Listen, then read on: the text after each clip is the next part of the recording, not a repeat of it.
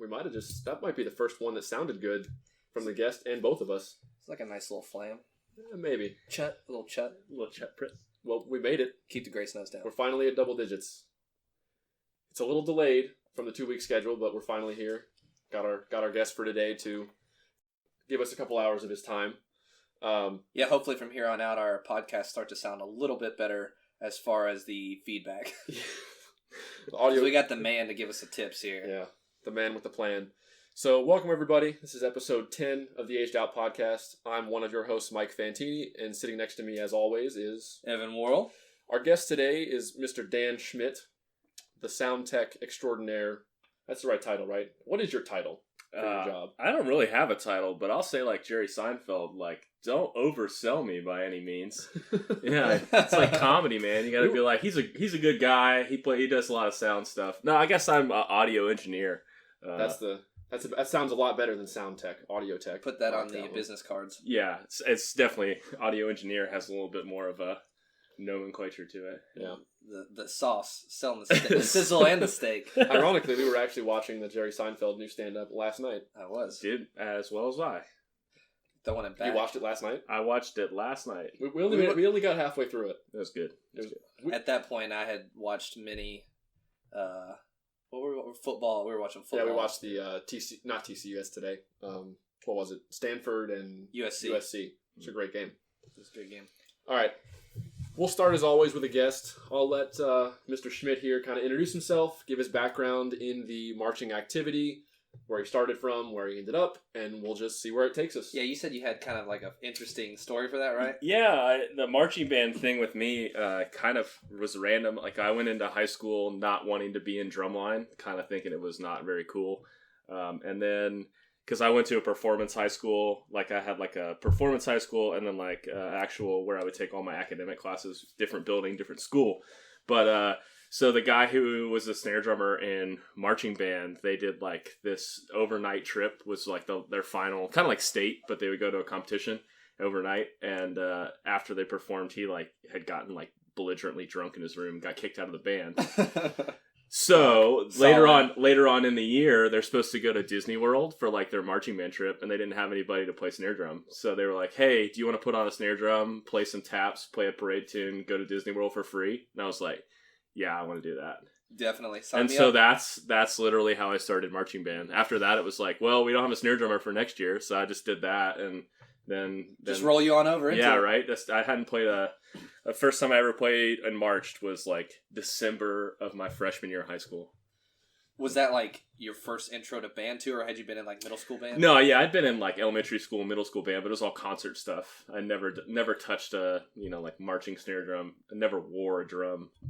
All my drums were just on stands at that point. I like your story. I wish I could do that. People ask me all the time, "Do you miss marching?" I'm like, no, heck no, not at all. In fact, I just showed Mike earlier a Snapchat of like Crossman, them waking up for camp, and I'm like, oh, that makes my stomach hurt, like early in the morning. Oh, no. Those days are over. Well, your story of getting into it's a lot more interesting and funny than mine of just watching the movie Drumline and being like, I want to do that. Yeah, that's terrible. Yeah, that's an awful. I was like around the movie Drumline time, but I didn't think that movie was cool either.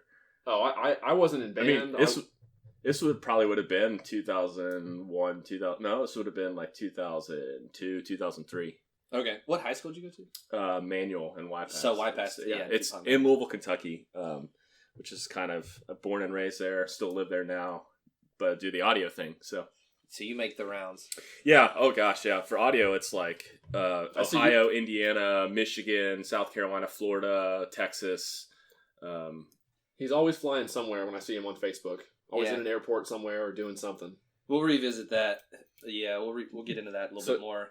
So from there, from high school, had you been introduced or made aware of like the kind of the competitive sports beyond that, like drum corps, or did you find out about that later? I mean, it was further on down the line once I had like the marching band bug bitten into me. I saw Cavaliers 2002.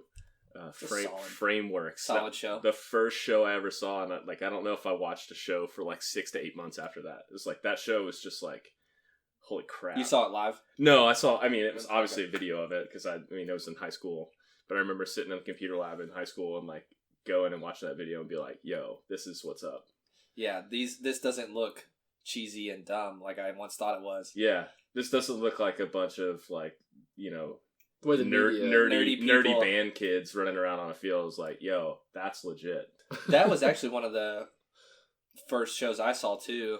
Southwind was the first group I ever saw live, but I used to have a VHS, throwing it back, rewind before you play of. Yeah.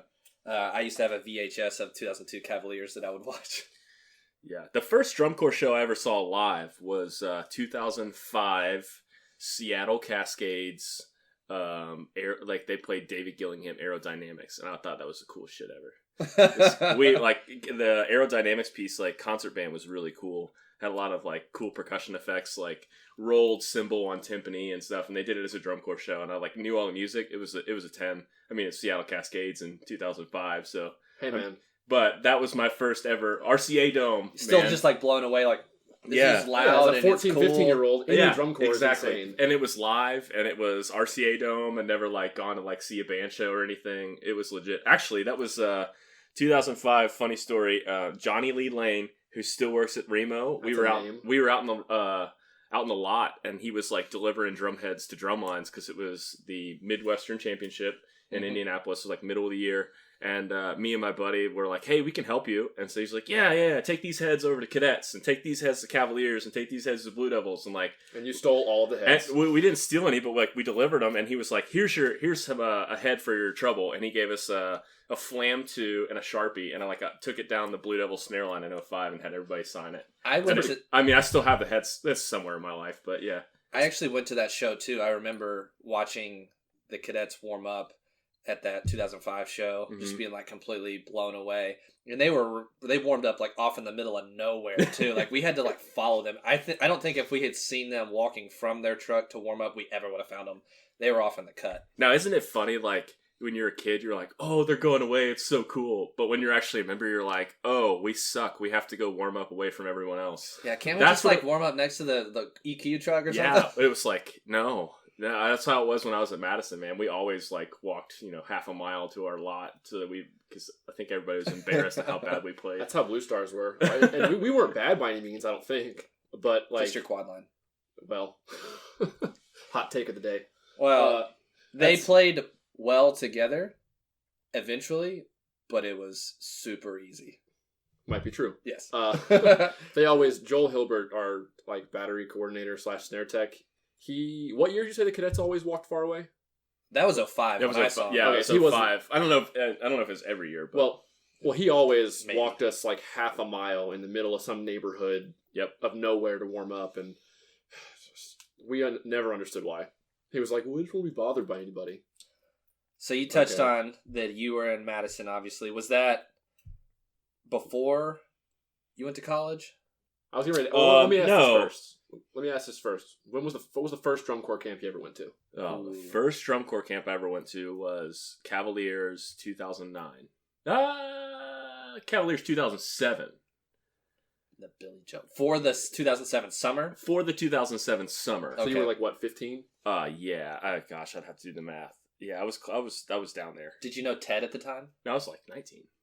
I graduated in. That's right. You're older than us. Yeah, I think. How old are you? I'm 29. You're a year older than me. Knocking on 30.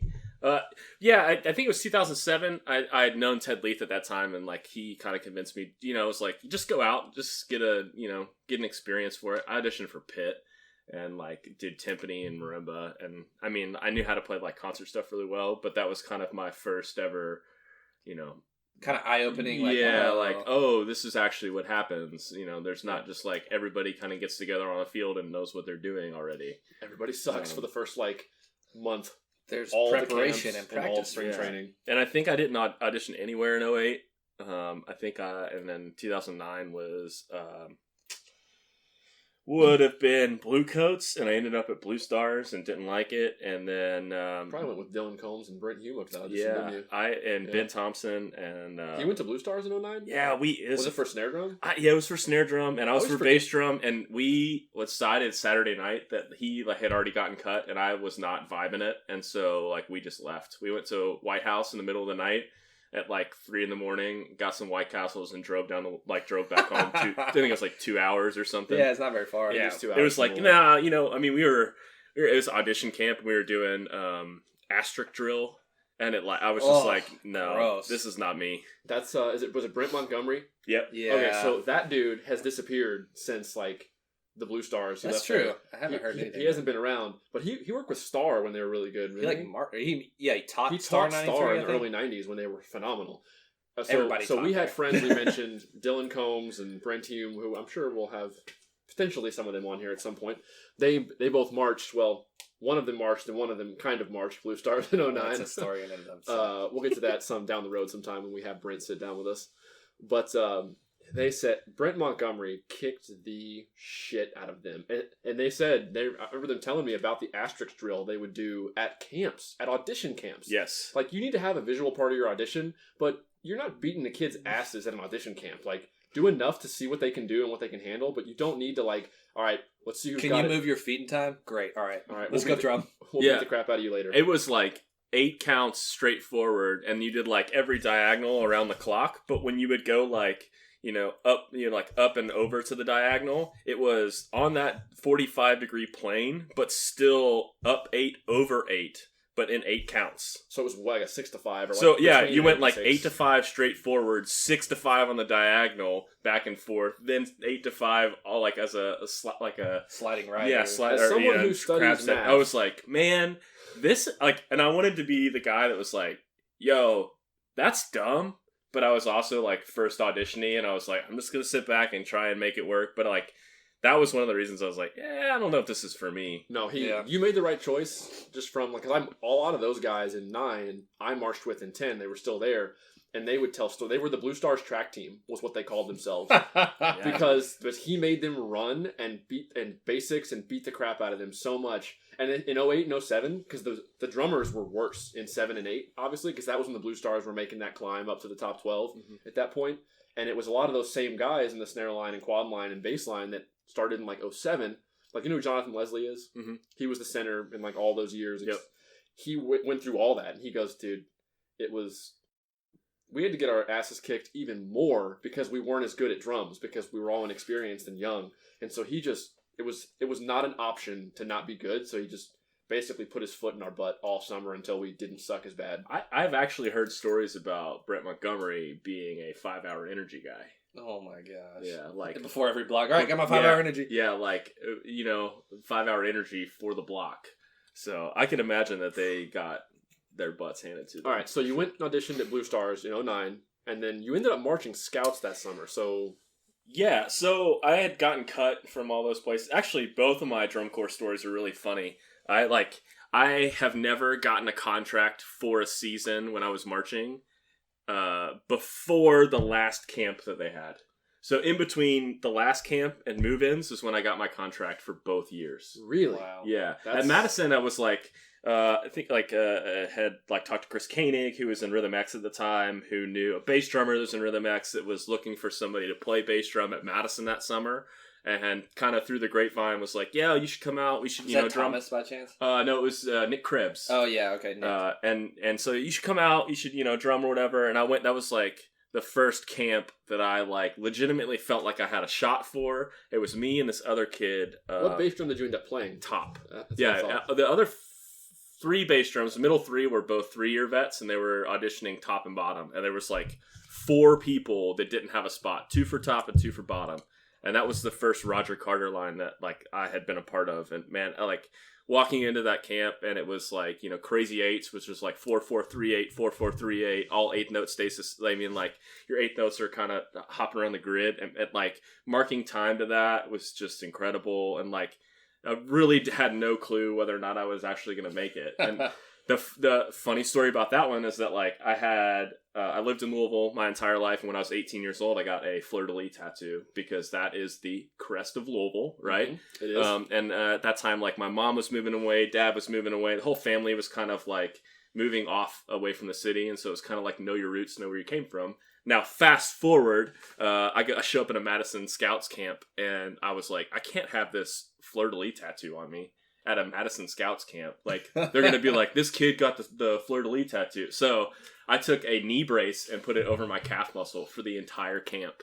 And I got to my individual audition with Roger Carter and Jeff Gleason, and I remember it was like on this train track, and he was asking me to play. Wait. On a train track? Well, it was like next to a train, like they were learning drill for like the opener or something, and like we walked off the field, and there was a train track over. I was literally standing like off the side of a train track.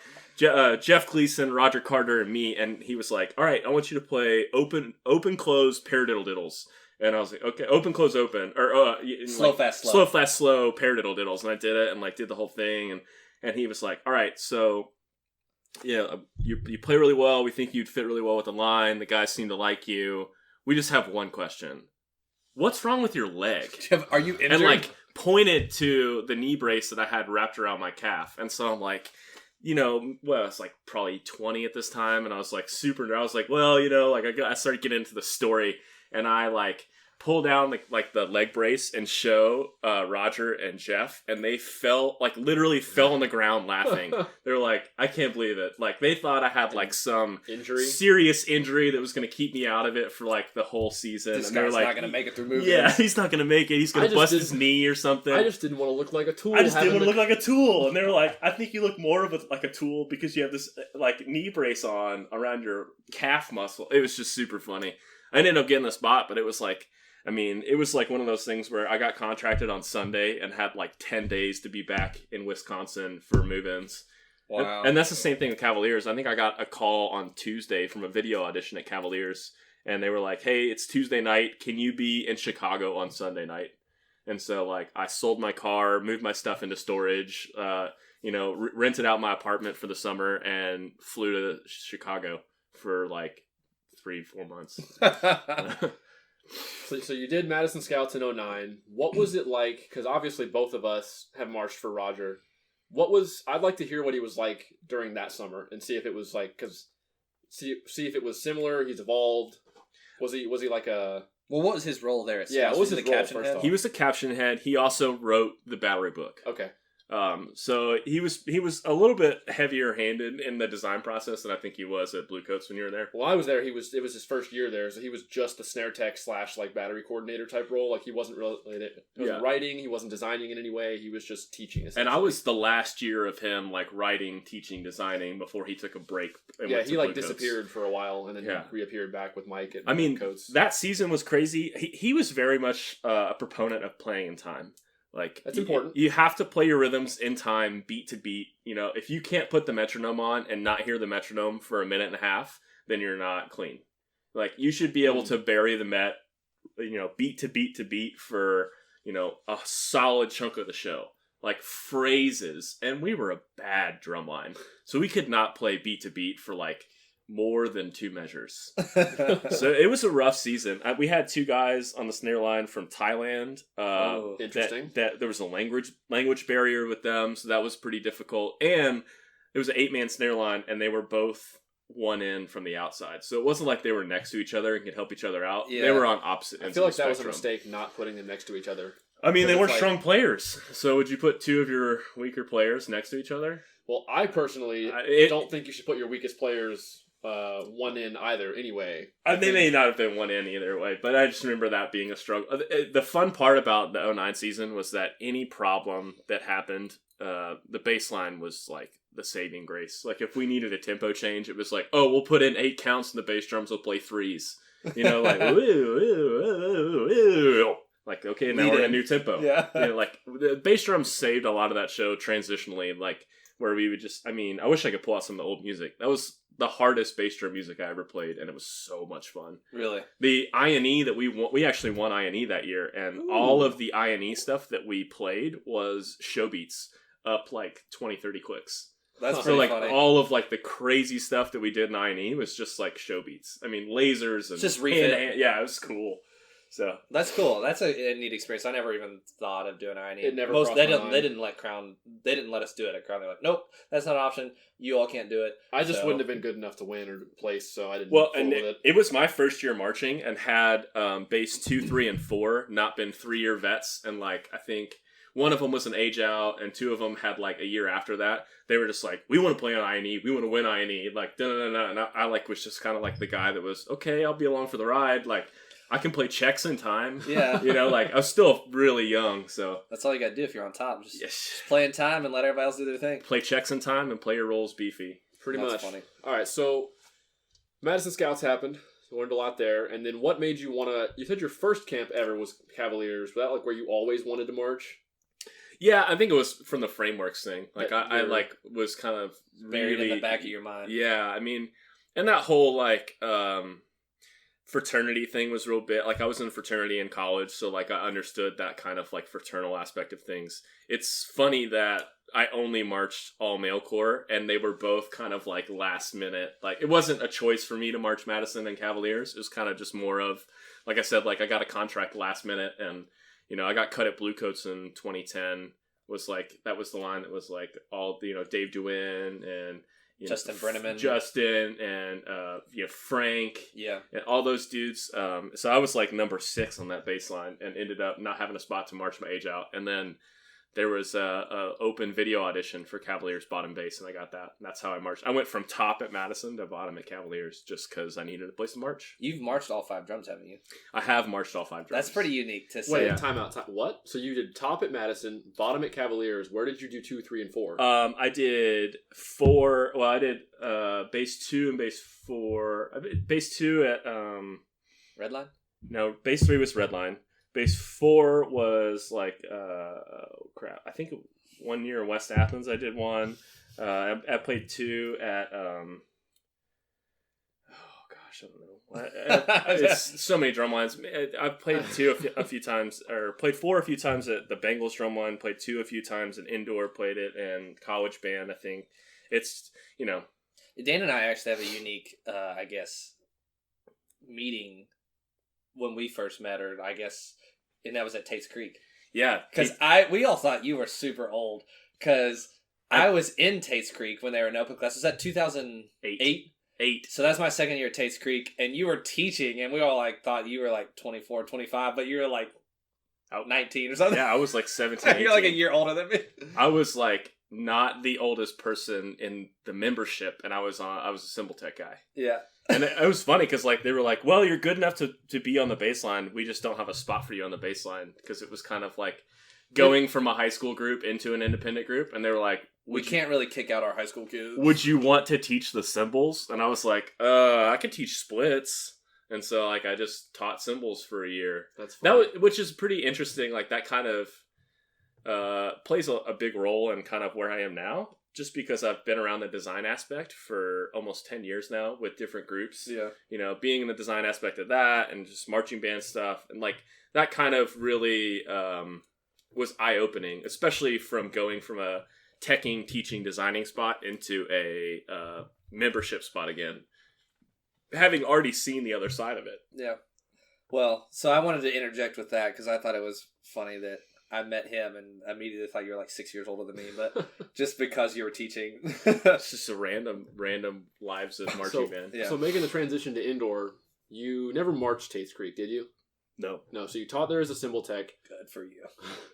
Hey, they're actually doing think open they're back class at this open year. this They year. moved back down Yes, to open. they did move back I to think that's a open. wise decision. Him and I have been saying that for 3-4 years, and it's not a knock on them. It's just you have to look at the talent pool you're pulling from. I think anytime like It'd be a more positive experience for the members. it happened with him, it happened with you. You never did Tate's Creek, but you left the area once you got good enough to do Rhythm X or Redline or whatever. So like Evan and I were in Tate's Creek. There's been a handful of other people on various instruments that have started there, but MCM's like 2.5 hours from us. Then you have Rhythm X is like 2 to 3 hours from us. Once they get good enough, you're not going to compete with those two groups. Well, and you got Gateway, and you have George Mason, and you have Matrix, You're and you just- have Legacy, and you have Cavaliers Indoor. I mean, you're talking, what is Chicago, 4 or 5 hours? 5. Redline? I mean, these are all... Those are pretty far. I I did Redline, and when I lived in Kentucky. I You're mean, crazy. But like, you're just talking about there's 6 to 7 groups within a 2 to 3 hour radius that are already established world-class groups that have a reputation, and you're an open class group. And I'm just saying it like geographically, it was never in their interest to try to jump to Worrell. Oh, and I'll give you this one little tidbit too. Kentucky is not a band-friendly state. It is not.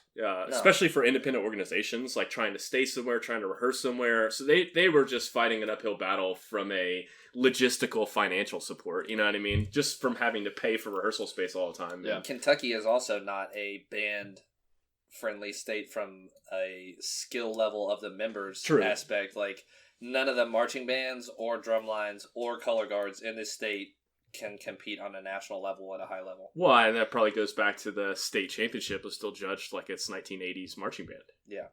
Evolution has not favored for sure. That. I didn't mean Brad to go that direction, but I was just a little aside there. So, you marched indoor. Was Redline the first? You said you did West Athens. Did you march with that? I marched West Athens the 2 years that they were in existence. The first year we got dead last place in open class. I think it was like a 68. There's not, and it's funny that like the West Athens thing, because there's a proponent of, or there's a conglomerate of people that have been very successful in the activity that started at this. Actually, a lot. Kind of I auditioned at West Athens. Kind of a shit show. I mean, Justin Fisher was a snare tech back then. He's a great dude. Does Henry Clay stuff. Adam Norris, who has been at Rhythm X and Blue Stars and Centerville, and was at Phantom for a while. He was in the tenor line. Ben Thompson was in the snare line. Dylan Combs in the snare line. Ted Leith, who now lives in Australia but was in Cavaliers for years, was in the snare line. All these people that just somehow... Yeah, it was, and I think it was kind of a bonding experience of like, it felt like war. You know, like, I mean, I can vividly recall the Friday night before. This is kind of a tangent, but Friday night before the Indy Regional, the director told us that we were not unloading the truck fast enough, and that when we got to the regional, we were going to have to unload the truck in less than 5 minutes. So we spent from like 9 o'clock on Friday night to like 3:30 in the morning unloading and reloading the truck. Yeah, that's like the establishment organization. I would have left. Why don't we just show up to the show earlier? Exactly. Well, and then, I mean, there's stories that are just like, there's stories that when I say them sound like they're made up. I mean, we got to the Indy Regional, unloaded the truck, and when all the weight had gotten out of the trailer popped off the trailer hitch. Like, nobody had secured the trailer to the trailer hitch. All of the weight of the marimbas and drums and everything was holding the trailer to the truck. Oh my god. That's where we're at. I mean, it's... Well, so the moral of the story basically is everyone starts somewhere. Yeah, I just got to get out there and start. Yeah, just go somewhere. So you did that. Was Redline the next group you did after that, or did you go somewhere in between? Gosh, I don't know. The timeline is... Yeah, it's timeline's a little skewed. That was 06, 07, and then Redline was 2010. So I don't think 06, 07 was West Athens. I taught Tate's Creek in 2008. I did nothing in 2009. I went and saw WGI Finals in 2009, which was like Touch and all those guys. And then 2010, I was in Redline, and 2011, I was in Rhythm X, and I aged out after 2011. One of the best Rhythm X bass lines ever. Yeah, that bass line was incredible. Everybody in the line finished top 3 in DCI drums the year that they aged out. So, like, I was second in drums. Dave and Justin had gotten third at Blue Coats. Frank had gotten second. 09 Crown, and then Jared had won at Phantom. Jared was coming off a drum trophy championship, and I mean there were some 2 and 3 year vets from the baseline that got cut that year. Yes, that was an insane year. I remember we'd come back from breaks because that was my first year in the snare line and Evan's second year there with the Mex, and we'd come back from like meal breaks, and the bass line would be just arced up in the middle of it was Kettering High School's band room, just like playing music, and like it was absurd. Like the whole ensemble would just come back and like walk in and sit in front of them like children. Like legs crossed Indian style and just like enjoy the show. And then they'd stop rehearsing and Frank would like put a wig on with a wig across the floor. That was a fun year. I think that's probably the only season that I've been a part of where there hasn't been some sort of headache with, there's always that one person in your section that season for sure. Yeah. But within our section, like usually there's like one guy on the snare line or one guy on the tenor line that's just not vibing, or even in the bass line, it's always been like there's always one dude who's kind of on the outliers, but that was the first year that everybody was always on the same page. We spent every minute together. You could tell. Yeah, it was a lot of fun. Yeah. Kind of to backtrack, we're jumping all over the place, but you briefly mentioned that you marched 2 all-male corps, and one of my, I guess, most hectic or stressful moments while I'm like on tour is the time between finishing rehearsal prior to a show, eating, loading, showering, and getting on the bus for the show, because you just have all these people who are just in mass exodus, leaving the field, getting food, going to the shower. Like, I just imagine it was so much more efficient for you guys. Yeah, the EPL time. Well, and I will say, at Madison, it was still kind of hectic because we didn't get a lot of time. At Cavaliers, they take a lot of care of you. Like, at Cavaliers, I think all of our EPL times were like, at minimum was 2.5. Oh my gosh. Bluecoats was like 2, hour and a half to 2. 2.5. They gave us plenty of time. It was, and the other cool, and I know what you're trying to lead at. In Cavaliers, if there's only boys that are in the Corps, I mean, you can use boys and girls locker rooms. You can shower in the girls' locker room. You can go, if you need to go to the bathroom in the middle of block and you have to leave, you can run into the girls' restroom. Like, I think when we were on tour, there was a nurse and, like, maybe a few volunteer people that were females. Everybody else, like, all the tech staff, all of the design staff were all male. So it was pretty cool. I mean... Yeah, because I'm over here fighting, like, for Crown, 75%, if not more, of the Corps is male. And you all have to use one locker room that is designed for one class of gym students that has like maybe 10 to 12 shower heads. if you're lucky. Yeah, so you're just like, you're just standing there waiting in line like, oh my gosh, please stop taking forever in the shower. I just need to like rinse off and go put my uniform on and stuff. That was definitely the best part about Cavaliers, is that all of and Madison too, but and you guys got fed well. I ate off the Cavaliers truck a few times. I was in the year that our cook truck burnt down. So like for the first 2 weeks of tour, I have such weird drum corps stories. For the first 2 weeks of tour at Cavaliers, they figured out like all the housing sites let them into the cafeteria, and we were like getting meals cooked from the school cafeteria, and that was bomb. Wow. And then we got a brand new food truck, and that was bomb as well. Madison also, the food truck burned down.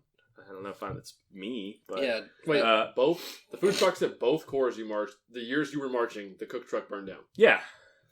Well... One of them, get out of my house. Cavaliers got a brand new food truck. I think Madison just repaired it. That sounds about right. That's par for both the courses there. Yeah. So City of Rosemount's like, here's your new stuff. Here's your new stuff. That's pretty funny. Well, yeah, I always envied that. Like the Cavaliers, like all this E-Pack load, and we get done with the show, and I'm eating snack after show, and I'm like, well, what do the Cavaliers have? They're having ice cream sundaes? Yeah, I'm going to go get in their line. Yeah, right? Just look like you belong. Well, and I mean... Everybody's tan. I just take my shirt off, whatever. At Cavaliers, like, I got treated like a professional athlete. Like, I mean, marching base 5, I, like, had a lot of back problems. I was maybe 165. The drum weighed about 52 pounds. So, like, it was a third of my body weight. But in the same sense, like, they had a massage therapist on tour. What? Yeah, who would give me like a back massage or like pop my back, kind of like a chiropractor in between EP, like the last ensemble run and us leaving for the show. That's insane. I will say we did have my second year at Crown. We did have like a sports physical trainer on with us all the time, and she would help people with like injuries or if they were having aggravation. So that was very nice. But... Don't get me started on the athletic part of drum corps. Yeah. I've talked about it enough on here. All right. Well, before we move on from Cavaliers, so. I am envious. I completely loved all my staff everywhere I marched, but I am envious that you got to play and learn and have ensemble with Mike McIntosh, because that dude just seems like an amazing individual. He absolutely is. I will tell you that he's the kind of instructor that will run ensemble from the field, and like. Most people in like a drum corps setting or a marching band setting are like, no, you need to be on top of the hands, and that's all you get. And you need to be on top of the hands. But with Mac, it was always like, you need to be, and he gave you a specific amount to be on top of the hands, whether it's like 64, 32nd, 16th note. And he would say, the reason that you need to be on top of the hands is because you're back here on this yard line, whatever, and the trumpets you're also playing with are all the way over here. They're playing with the hands so that they can play better as an ensemble. You need to be on top of the hands so everything lines up top. And you're referring to drum major. Yeah, how you read the hands on the field from the drum major. But like he was so meticulous, and not only meticulous in the information he gave, but making sure the performer understood the information that they were getting and why they were getting that. And that's where I learned the most. Like, teaching other kids, like, not just, oh, you need to do this for this situation, but this situation will come up other times, and this is how you handle it. Yeah, so you're not just, like, fixing one issue, you're fixing multiple issues at one time. Yeah, and just the tutelage of knowing why you're doing something. That doesn't happen a lot in drum corps just because of the time aspect. Like, you don't have a lot of time to tell kids why they're doing what they're doing. True. So I'll take this opportunity. Mac, if you're listening to this, we'd love to sit down with you sometime and record one of these. Dude, that'd be hilarious. Pick your brain. I just always think back of him. Of course, it's on YouTube now, the tape that he gave Rhythm Medicine Touch, where he's just like, I can handle it. I'm passing out. And it's just like, man, this dude just seems like... Or when he called Dan Shack out after prelims in 2011 and said, Dan Shack, you freakazoid. Yeah. Yeah, man, he's a great guy. And not only that, but he's very... he just understands the activity, and he loves teaching people about the activity. He's very deeply rooted in a lot of things, and he has a lot of kind of edgy opinions, maybe, to some people that don't necessarily understand why he thinks that, but he's a great proponent of telling you why he thinks this, and like, this is his tried and true method, or this is why I've gotten to this solution. And that was the best thing I always picked up from him. Yeah, it's pedagogy and stuff. Pedagogy. Why he teaches the way he does. Yeah. That's a good word. Yeah. He's a very pedagogical teacher. Yeah, and I've just, of course, the groups that he's worked with, obviously, of late, Bluecoats and Cavaliers, have been very talented, skillful, but I've just always heard that he's been a guy that if things aren't going well, things aren't clicking, instead of just, like, kicking everybody's ass, it's just like, you guys aren't playing right now, just take a break real quick, we'll just come back to it. Yeah. The morning of Allentown, we were tracking, and he sat the entire drumline down. We had a 20-minute talk. Like, we only had, like, one block before Allentown, and he sat everybody down, and he, like, had this big speech, and he was like, look, guys, like, you guys are acting like you're not in it. Like, at that point in 2010, it was like Bluecoats, BD, Phantom, and Cavaliers were all going for drums. Mm-hmm. And it was like, he's like, you're acting like you're not in it. Every night is a different person who's in first place in drums. If you just go out and you execute, you're going to be fine. And like, I remember us sitting down and being like, at first we were kind of like, yo, we need to get better today. Why are we sitting down? But at the end of it, everybody was like juiced and like, all right, let's go to ensemble. And let's play. You guys ended up finishing like second that year, didn't you? Second drums, second overall. We lost to BD overall and Phantom in drums. Phantom was the best. That was a good Phantom. Phantom was the best. Yeah, I mean, like, I think so, at least. I was upset until I heard their drum tape, and I was like, yeah. I mean, like, they had a very clean drum tape. Yeah. And that's kind of what it is, too, like, being in the right place at the right time. We did not have a clean drum tape. Yeah. So I can understand, like, even if the judge was in the wrong place at the right time for us, it's like, they deserve to win. Yeah. Fair enough.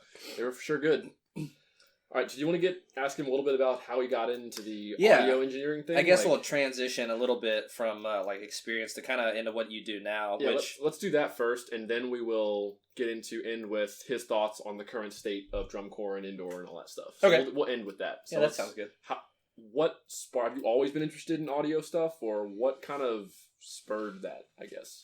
I mean, I like, my dad was a drummer since I was a little kid. He started playing drums when he was 16. So I've always, like, you know, been a roadie and helped him gig and stuff, and like have been around music for my entire life and live music. And then, you know, like, we always had drums in the house, so I was always like a drum set drummer. And the marching band thing kind of took over, and I've always been really big into the audio side of things. My brother does it for a living down in Nashville, like the audio engineering and recording and stuff. So it's you know, it's fine. Like, I kind of got into it from just being around it as a kid. And then I've always loved the audio thing.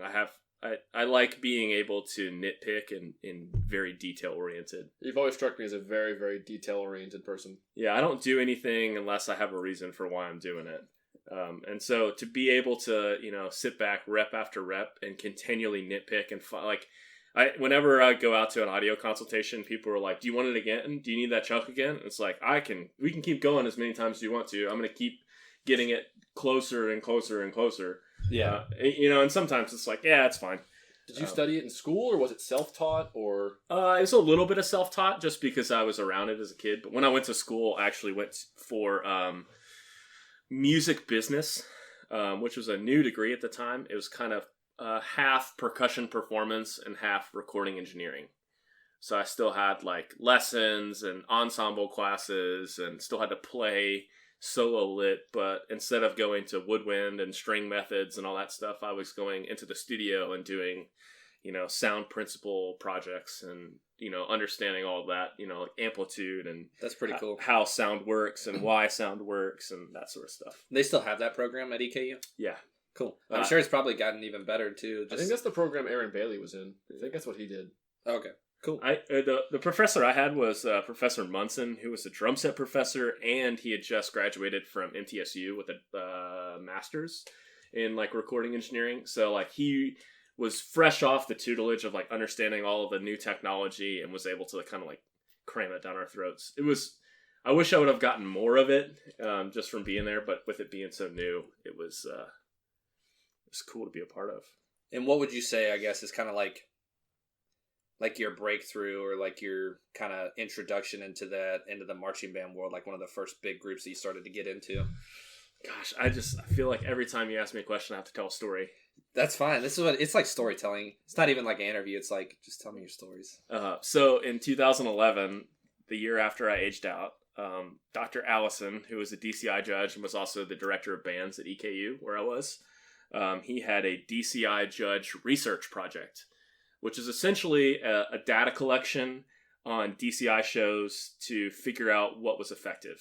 And so, like, I had a timeline from 00 to 12 minutes. And my job was to write a line whenever the snares and tenors were playing unison rhythms and write an X when they stopped. And so, like, I would go through the entire show and everybody had a timer that was sitting in front of us. And we would mark down, like, okay, they're playing together. They're not playing together. Okay, they're playing. And somebody else was doing when the color guard is on flag. And somebody else was doing when the band is holding and when the band is moving. And so this was this huge data collection to figure out, what makes an effective moment in marching band. Are they standing still? Are they playing unison rhythms? Are they all on flag? Like all of this data collection. We did it for an entire season. Wow. So the cool thing about that is that we got an all-access pass to any DCI show we wanted to in 2011 because we were essentially sitting in the box at like Atlanta and all these places, finals. So I got to watch 2011 finals from the judges' box, the top 10 cores. And like I loved Crown Show that year, but I was like, man, Crown Show is so awesome. I wish I could hear the front ensemble. And at that time, like I had known Andrew through Rhythm X, and Mike Bishop was there, and then Mike from Redline, and all these dudes that go way back. And so I'd sent them a text, and I was like, man, I love the show. I wish I could hear the front. Or maybe we were talking at Basie's or something. Yeah, just like casual passing. Yeah, and they were like, we had this girl that was doing audio engineering, but she was an intern. We need to get somebody that knows what they're doing. And I was like, I'd love to do that. And so I think like sometime in the off season, I sent Andrew a text and was like, hey man, I'd love to be in, to help out with audio stuff. And then for the next 3 years, 12, 13, and 14 at Crown, I was the main audio guy, there all but 5 days of the summer. Those 5 days I would fly out on Sunday, teach marching band, and come back in on Friday night. That's a lot of band. Yeah, from June 1st to the end. That's cool. I would say that is where I learned 90% of what I do. Like on the job. On the job, troubleshooting, what works, what doesn't. Finding stuff that's broken, and not only finding stuff that's broken, but how are you going to fix it with what you got? Very MacGyver type stuff. Like, okay, I got a toothpick, a paper clip, and a rubber band. Yeah, exactly. How are you going to make the speaker work? Type deal. I mean, when I got to Crown in 2012, I think one of the 4 subwoofers worked. And so I had to go through and figure out like how to make this stuff work. And I was super young, but that's like the stuff where I was like, okay, I got my phone, I can pull up the user manual or like the schematics on it. Let's figure out what's wrong. Let's, diagnose and make it work. So that's like 90% of where and now I've been through so many of those experiences that I can just like fix stuff in 30 seconds. Yeah. Oh, that's wrong. Got it. You've seen a lot of the problems you're going to encounter on a daily basis. You've seen multiple times before, so you just and I've had less things to fix it with. Yeah. Yeah. Now I keep a car full of like one of everything. That's funny. And so from then you had the 3 years of experience doing that for Crown all summer, and I guess you kind of started to get your name out there to local, national high schools, just like, hey, this is what I do. I'd love to come do this for you. Kind of how did that get going? It blew up when Crown won. Yeah. To tell you the truth. In 2013, that's kind of when everything took off. I started doing a lot of audio consults for just people around, just Kentucky, and people that I knew, people that knew that I was doing it on drum corps. At that time, it was like a lot of people were really trying to do stuff, but really didn't know what they were doing. Electronics were so new to the game still. Like, people were using it, mic in their pits now. Like, how do we do this? It's 5 years into the activity at that point, because 2008 was the first, like, introduction of like synthesizers and microphones on keyboards and all that sort of stuff. Yeah. And so, like, 5 years into the activity, a lot of people had seen it and wanted to be a part of it and thought it was cool, but didn't really know how to do it. And so that's kind of where or how to spend their money to do it. Yeah, exactly. And that's kind of where the void I started to fill with, okay, this is what you got, this is what we can do. And it's kind of just taken over from there. And I guess, too, it's even evolved from it. Originally started with, we're just going to mic the keyboard instruments and the synthesizers, and that's it.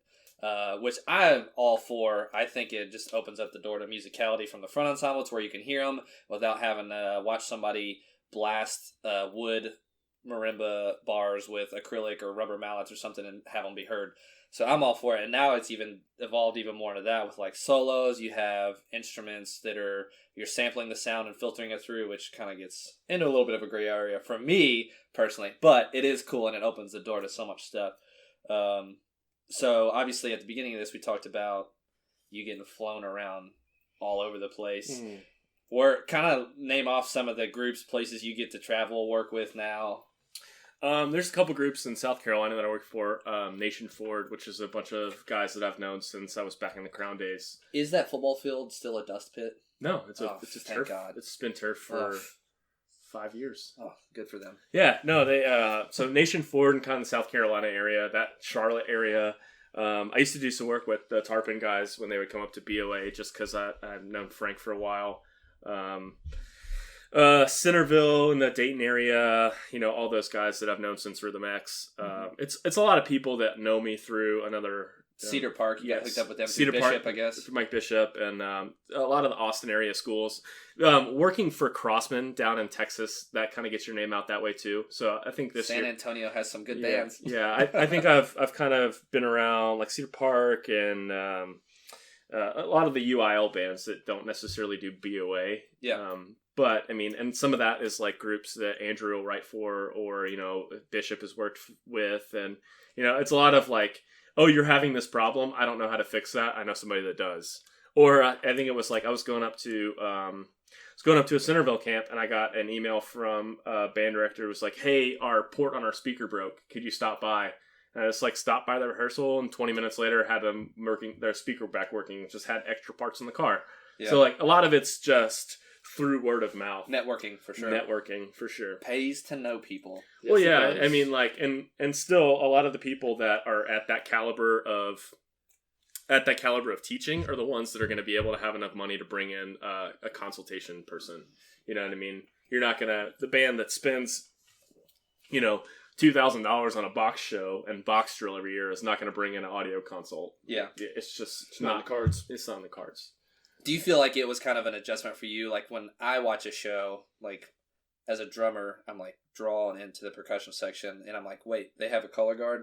Or so like for you as thinking more big picture, like, all right, now I have to listen to the balance between the mellows in the pit, this in the pit, this in the pit, or were you just so focused in on listening to it that you just like kind of...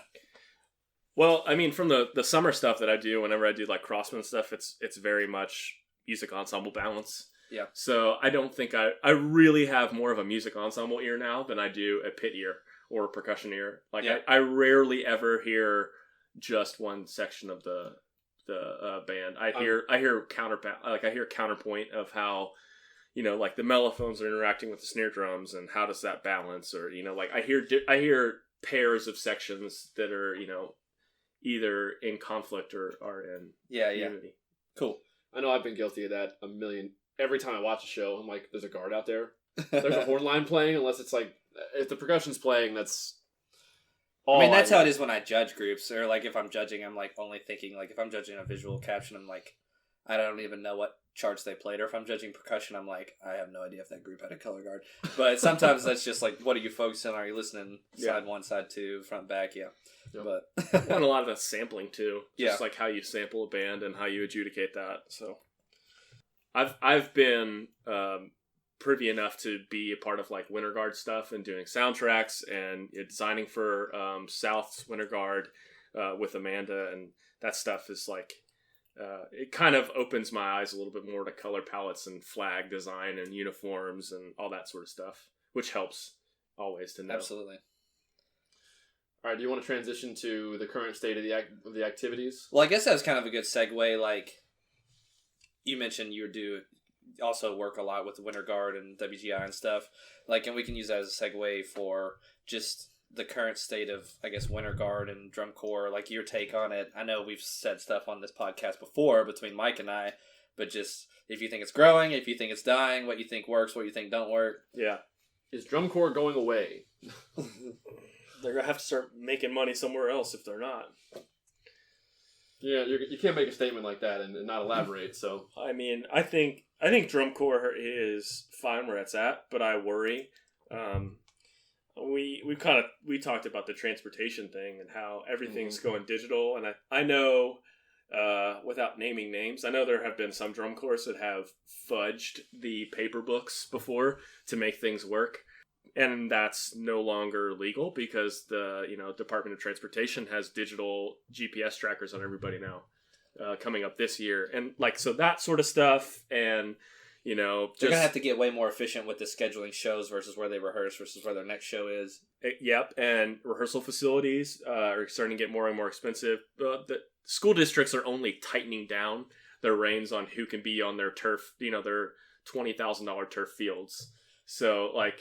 And the idea of bringing in a bunch of like people that have no affiliation with your school to use all your facilities is not something people always want to do. Well, yeah, I know the number of high schools that are even willing to house drum corps has gone drastically down. I know, for example, the school that I worked with here in Louisville, Eastern High School, this past fall, that I was talking to the director one day, and they used to house the Cavaliers for a couple years in a row in the mid-2000s, I think. Mm-hmm. And then one season, the Cavaliers didn't go to that show, and they ended up housing, it was either Vanguard or Phantom, one of the two. Mm-hmm. And I think it was Phantom, but one of those two for sure. And the director told me that they no longer house any drum corps because whichever one of the two it was that stayed there left it a freaking mess. Yep. They trash it because it's a bunch of college kids. They stayed in the gym. And they all did their haircuts, like they buzzed everyone's head that day, in the middle of the gym and left all the hair all over the gym. So, like, the band director's like, and they had never had a single problem with the Cavaliers for, like, the 4 years before that. And so, like, the band director's by himself, like, trying to sweep all this hair up, and the principal, like, showed up at the school and was like, what the hell happened? And so... the principal was cool with the Cavaliers, but then Phantom or Vanguard, whatever it was, ruined it. And they have never housed the drum corps since. He took the band director and said, we're never doing this again. Well, that's the problem, is that it's not just happening on a school basis. Like, that happens at one school, and then the entire district doesn't host drum corps anymore. Because that principal tells all the other principals and the school boards, like, hey, this is what happened, don't do this. So the members of the corps are not helping it. Yeah, and there have been enough small instances like that probably, and with the probably 30% of school districts that wouldn't do it anyways because of liability or insurance or whatever, and then there's the other 50% of them that have been screwed over by one drum corps one time, and so now you're looking at 30-40% of the school districts in the entire country, let alone the ones that are around shows that would actually even let you on the premises. That, you know what I mean? Like, that's where I see it kind of it being kind of squirrely. And also, like, you have to think Drum Corps International is renting out a stadium for $80,000 for the day, say. Just random number. And so they have to make all of that money back in ticket sales and concessions. And then on top of that, they're supposed to pay drum corps. So they're supposed to pay them? Yeah, if you go to a certain amount, like the more shows you go to, the more money that you'll get. And it's a hierarchy basis off of like what placement you would get in that show. That's why BD does like 20 shows a year. It's because they go to those shows, they get their money, and then they scoot out, and they have bingo to help out.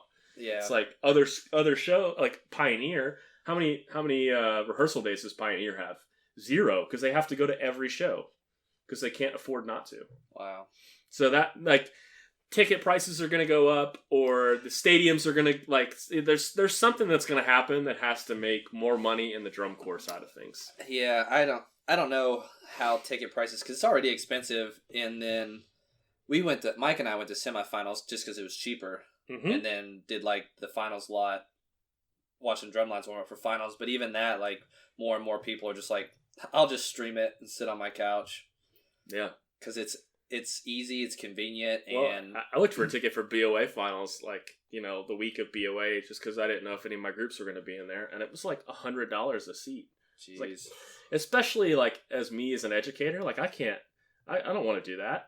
No. Unless I can get a pass to go in with my band and then go in later and watch the bands, it's just not worth it. Nope. It may be if I had little Johnny and he was playing tenor saxophone and it was the last time he was going to play tenor sax this year. Yeah. It'd be worth it, but It'd be more, not for me. You'd have more invested in that. So you think, and honestly, the starting up of WGI wins kind of maybe hints at this. Do you think eventually, maybe 5 years down the road, 10 years down the road, we could potentially see drum corps steadily start to decline just for financial reasons and all this kind of stuff, and indoor continue on the upward trajectory it's been on for the last so many years? Indoors just cheaper, it's more convenient for the members, you don't give up your whole summer. You only have to do weekends, and if it's in the town where you live, it's like right there. I don't know if it's more convenient. I think there's been a lot more scholastic involvement, which has kind of created a little bit more bankroll for them, so that they're able to get a little bit more things. But I mean, having been on the design team and logistics team of an independent world class line, like, it's not getting any easier. No. In WGI, in DCI, in anywhere, unless we're having people win the lottery and build up rehearsal facilities for marching ensembles, like you build a warehouse that has a marching band field on it and you can charge people to rehearse there, like, I don't see it getting any easier. And I think that WGI's saving grace is that they have so much scholastic involvement, especially on the winter guard side. There's so many winter guards that perform in WGI. It's crazy. High schools. And that's where they make their money. That's their bread and butter, is high school scholastic drumline and winter guard. And I don't think that the high school scholastic winds will take off as much as winter guard and percussion has, just because concert and wind ensemble and symphony band. It's hard to dedicate a whole fall to marching band if you have a competitive marching program, and then turn around and to commit to a whole winter and spring. And you, like, a lot of those teachers at those really good programs use their concert band to continue to grow their kids and make them better for, like, that's where it all happens. Well, you have two schools of thought. Do you use your concert band to promote the sound and fidelity of your marching band, and you putting all your eggs in your basket in your fall band? Or are you taking your fall band and trying to make them play really well and have them be a part of bettering the concert ensemble? And I think a lot of people, because of the way the school system works, and you get new kids in the fall and you leave them in the spring, you almost have to have fall is for spring, as opposed to a lot of the winter guards that are super successful, spring is for fall, where you're getting new kids in the winter, teaching them how to spin a flag, and then when they come out for summer band, it's like, all right, here's your work, let's clean it. Yeah. I think a lot of that depends on each school system set up for how much time they get to spend with their kids during the day, because pedagogically, just to jump back to that, I don't think that you can really grow your kids as much as you want to in the fall, just because marching band has a lot of rote teaching. That's just kind of the nature of the activity, whereas there's more to do, too. Yeah, as in the spring, you can really dive into theory and making individuals better, and I don't know. I think it has to be a cyclical process, but yeah. Well, that's where I see the split, is that no concert band person that's, getting distinguished every year is going to be like, oh, I'll just have a winds ensemble for WGI. Yeah, it's like, why would I? And a lot of the schools get their funding from, like, KMEA state assessment or TMEA state assessment or whatever it may be. You can't even compete in KMEA marching band unless you go to assessment. Exactly. So what? Yeah, you have to. You have to go to assessment to be a part of the next fall season. Yep. Huh. So that in its whole sense of how things are kind of backly tied to each other, and I think that would kind of hinder the winds thing. But I'll tell you this, the winds thing has more of a proponent for success than I think drumline or color guard does, because there's more kids in the ensemble. There's more kids paying dues. You mean WGI wins? Sorry, yeah, WGI wins. I think the WGI wins things has more of a growth proponent than the drumline or color guard has because of how many kids are in it, how many kids are paying dues, the amount of your ensemble that's a part of it.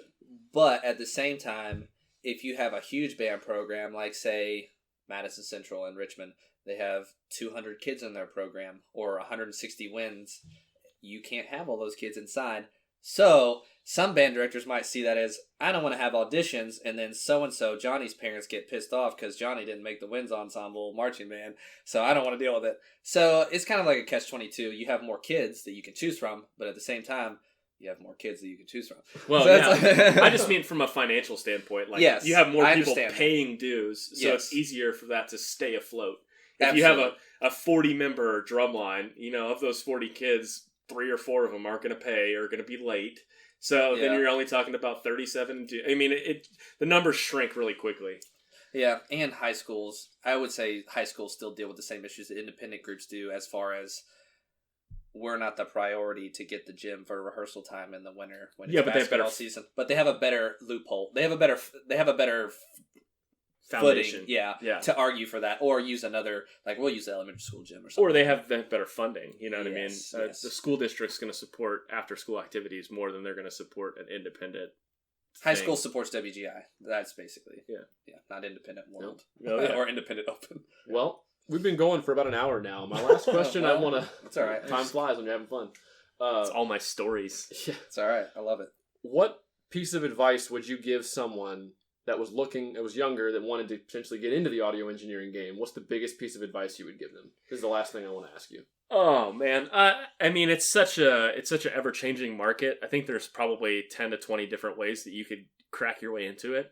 The way I did it probably wouldn't work for a lot of people nowadays because it's just ever so changing, with kind of like immersing yourself in it and just kind of flying by the seat of your pants. But that's the best way to learn. That's the way I learned, is just jumping in or contacting somebody that is successful in it and being like, hey, can I shadow you? Or can I just, be around and kind of figure out what you're doing? Any of the people that I do consultations with, I'm like, look over my shoulder. If you have any question about what's going on, I'm going to try and talk you through this. But if I do something that you don't know what's going on, immediately stop me and ask me. And I'll go back and I'll tell you why I'm doing it and what I'm doing. Okay. But just being able to shadow somebody, immersing yourself in the activity, just going out and trying something. Yeah. Like getting a microphone and trying a podcast, or getting, a microphone and going to try to record birds in your backyard. Just anything that kind of can get your fingers or get your feet wet is the way to go. Awesome. I lied. One more question. Yeah. What does SPLUI mean? SPLUI as spirit, pride, loyalty, double obligation, integrity, excellence. That's not true. Super pterodactyls. If you didn't know, SPLUI is like Blue Coats have 6 words, which everybody knows. Motto, but everyone knows what that means. Suda. Phantom has Suda, which everybody also knows. Blue Stars have FCO, Phineas Coronat Opus, the end crowns the work, and Cavaliers have SPLUI, and nobody. SPLUI is definitely way more of a well-kept secret than any of the others. Everyone knows what the rest of those mean. No one that hasn't marched Cavaliers, to my knowledge, and even at this point, it's such a mystery. Even if someone told you what SPLUI meant, no one's going to believe anyone, because they're not going to ever. He didn't actually tell me. Yeah, that's not real. When they might have actually, no one knows. It's just the Cavaliers' little secret. Spirit, pride. Shut up. That's not what it means. All right. Well, this has been very eye-opening and interesting and a lot of fun, honestly. So let's close this one out. Yeah, man. Make sure you subscribe to our YouTube channel, Aged Out Podcast, which hopefully I would assume you're listening to this on. I don't know how else you got it. Follow us on Facebook. Like us at facebook.com/AgedOutPodcast. Follow us on Instagram at, you guessed it, Aged Out Podcast. There's a theme there. I know. They're all the same. So if you know one, you know them all. Yeah, and look forward to some of the other guys that these guys are doing. I think there's you're getting a good proponent of people in the activity to talk to. So I think we're headed up to Dayton next weekend, hopefully, to sit down with a couple of our friends that live up in that area, and then we'll get those up in a timely manner. So we'll see everybody in a little while. Peace.